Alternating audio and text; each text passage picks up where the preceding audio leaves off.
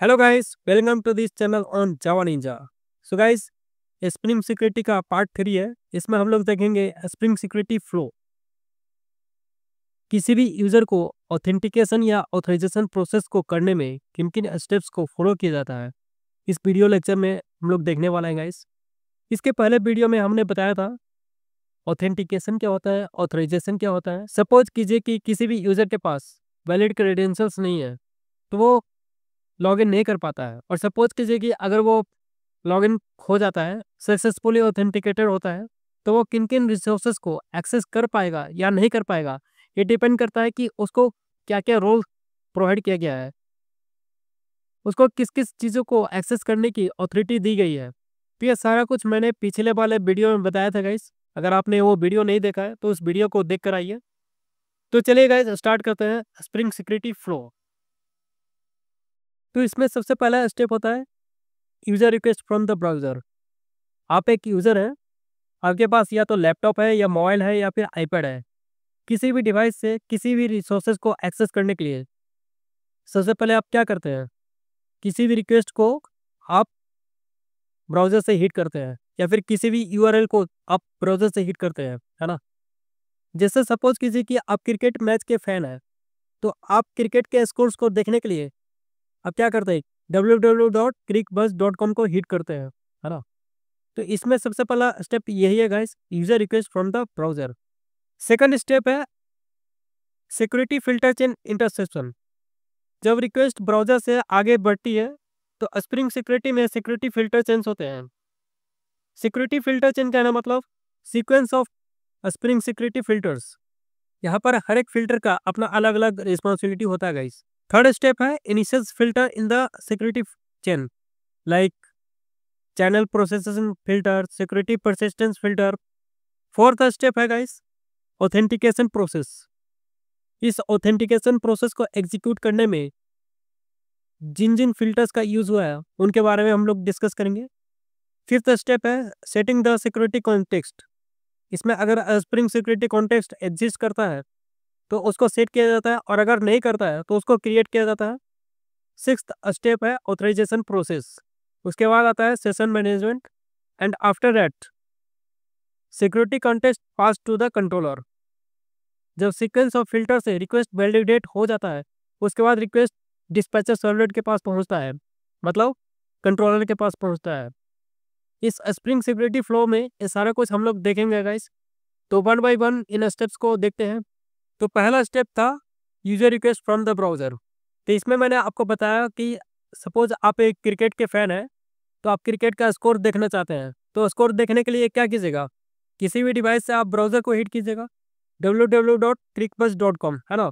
तो वो आपको क्रिकबज़ के वेबसाइट पे लेके जाएगा एंड वहाँ से आप स्कोर्स को देख सकते हैं।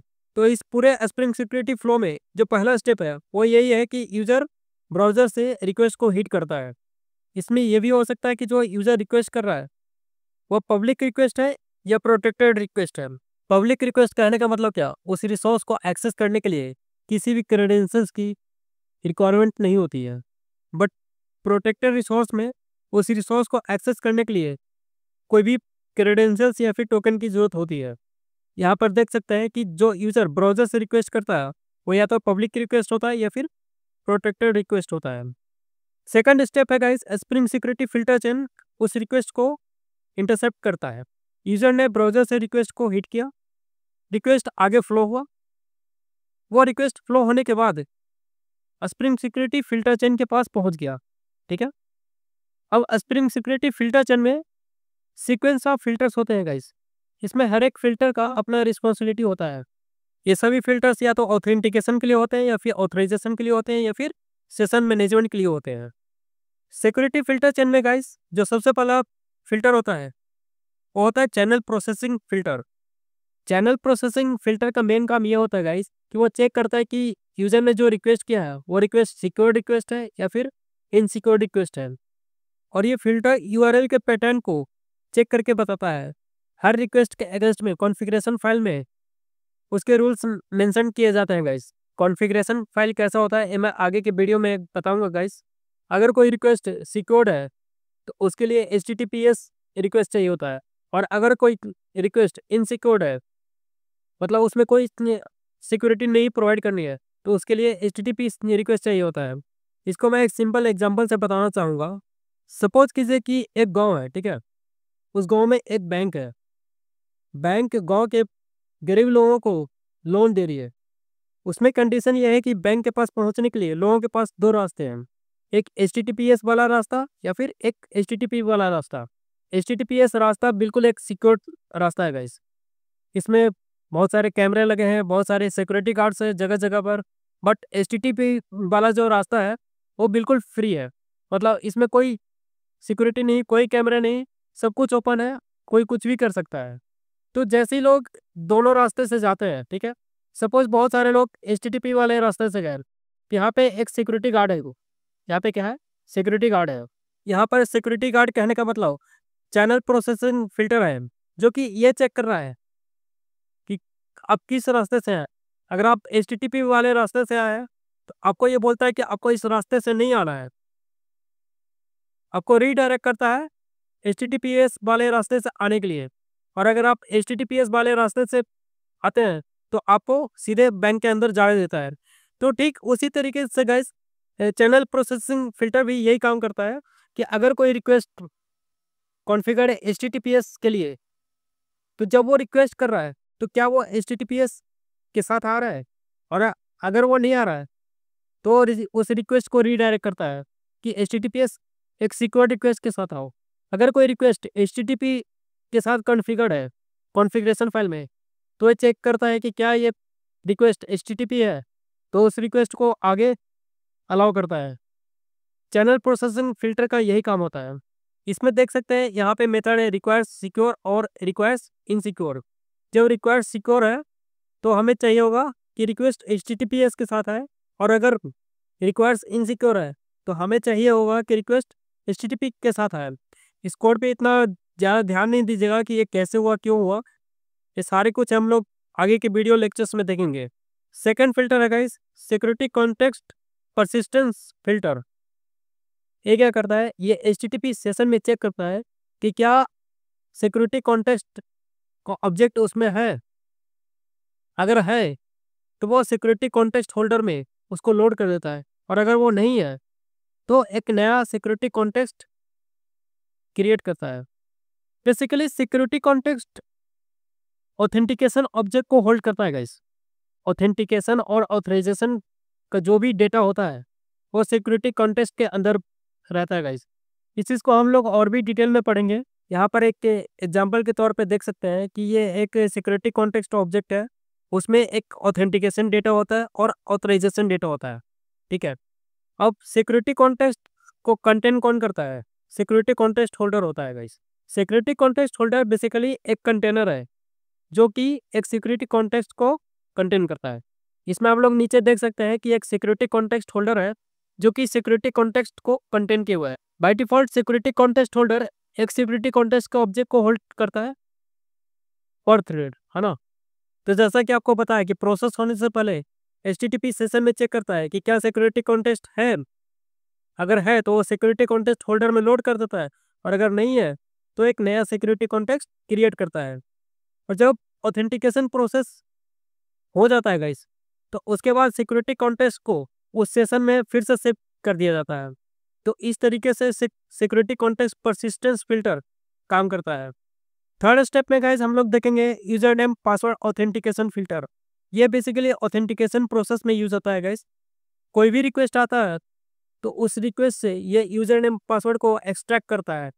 एक्सट्रैक्ट करने के बाद वो डेटा को वो ऑथेंटिकेशन मैनेजर के पास वेरिफिकेशन के लिए सेंड करता है, and after that authentication manager authentication provider को सेंड करता है, एंड आगे फिर प्रोसेस शुरू होता है गाइस। तो यहाँ पर यही लिखा हुआ है कि अगर ऑथेंटिकेशन सक्सीड होता है तो एक ऑथेंटिकेशन ऑब्जेक्ट क्रिएट होता है और उसको सिक्योरिटी कॉन्टेक्स्ट में सेव किया जाता है, और अगर ऑथेंटिकेशन फेल होता है तो एक एरर लॉगिन पेज के साथ रीडायरेक्ट किया जाता है। फोर्थ स्टेप में है ऑथेंटिकेशन प्रोसेस। जैसा कि मैंने आपको पहले बताया, इस ऑथेंटिकेशन प्रोसेस में user name authentication filter use किया जाता है। फिफ्थ स्टेप है guys setting the security context. इसके पहले user name password authentication filter request से यूज़र नेम और पासवर्ड को एक्सट्रैक्ट करता है, उस डेटा को ऑथेंटिकेशन मैनेजर के पास भेजता है, ऑथेंटिकेशन मैनेजर ऑथेंटिकेशन प्रोवाइडर को कॉल करता है एंड आफ्टर दैट आगे के प्रोसेस शुरू होते हैं। तो जब ऑथेंटिकेशन प्रोसेस सक्सीड हो जाता है गाइस, तो ऑथेंटिकेशन ऑब्जेक्ट को सिक्योरिटी कॉन्टेक्स्ट के अंदर सेव किया जाता है। फाइनली सिक्योरिटी कॉन्टेक्स्ट को सिक्योरिटी कॉन्टेक्स्ट होल्डर में पुट कर दिया जाता है गाइस। सिक्स्थ स्टेप है ऑथराइजेशन प्रोसेस। जैसा कि मैंने आपको बताया था कि कोई भी यूजर सक्सेसफुली लॉगिन हो जाता है, वो किन किन रिसोर्सेज को वो एक्सेस कर सकता है, ये डिपेंड करता है कि उसके पास रोल्स क्या क्या है। तो ऑथराइजेशन प्रोसेस में फिल्टर सिक्योरिटी इंटरसेप्टर चेक करता है गाइस कि उस यूजर को क्या क्या रोल्स असाइन है। सपोज कीजिए कि एक यूजर है जो कि एज ए टीचर लॉगिन करता है, तो उसके पास रोल्स है मार्क्स को व्यू करने का, मार्क्स को एडिट करने का, है ना, जैसा कि मैंने आपको पहले के वीडियो लेक्चर में बताया था।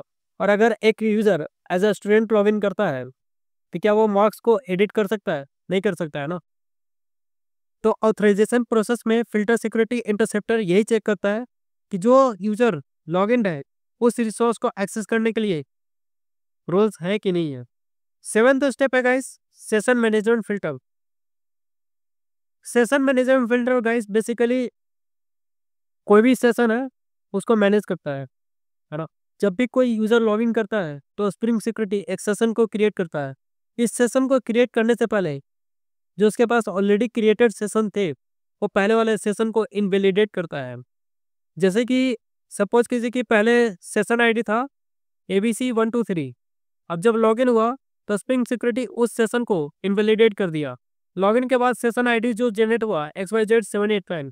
इससे फायदा ये होता है गाइस कि सपोज कीजिए कि कोई अटैकर है, उस अटैकर को एनी हाउ आपके सेशन आईडी का एक्सेस मिल जाता है। तो जब तक आप लॉगिन है तब तक तो आपके उस सेशन आईडी से आपके अकाउंट पे अटैक कर सकता है। लेकिन अगर आप लॉग आउट होकर फिर से लॉगिन कर रहे हैं तो एक नया सेशन आईडी क्रिएट होगा, तो उसके पास जो प्रीवियस सेशन आईडी थे वो इनवैलिडेट हो जाएगा। तो इससे अटैकर अब आपके प्रोफाइल में एंटर नहीं कर पाएगा। सेशन मैनेजमेंट फिल्टर का दूसरा काम है गाइस करंट सेशन को मैनेज करना। सपोज कीजिए कि आप एक यूजर हैं एंड आप अपने अकाउंट को मोबाइल पर भी लॉगिन कर रखे हैं, लैपटॉप पे भी लॉगिन कर रखे हैं और आईपैड पे भी लॉगिन कर रखे हैं। तो इससे क्या हुआ, 3 सेशन क्रिएट हुए। तो सपोज कीजिए कि यहाँ पर एक बिजनेस रिक्वायरमेंट है कि एक यूजर के लिए एट अ टाइम एक ही सेशन होना चाहिए। तो सेशन मैनेजमेंट एक यूजर के लिए एक टाइम पे एक ही सेशन रखता है गाइस।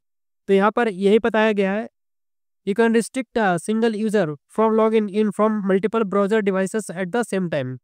तो इसमें हमने देखा सेशन मैनेजमेंट फिल्टर का वर्किंग, ये क्या काम करता है।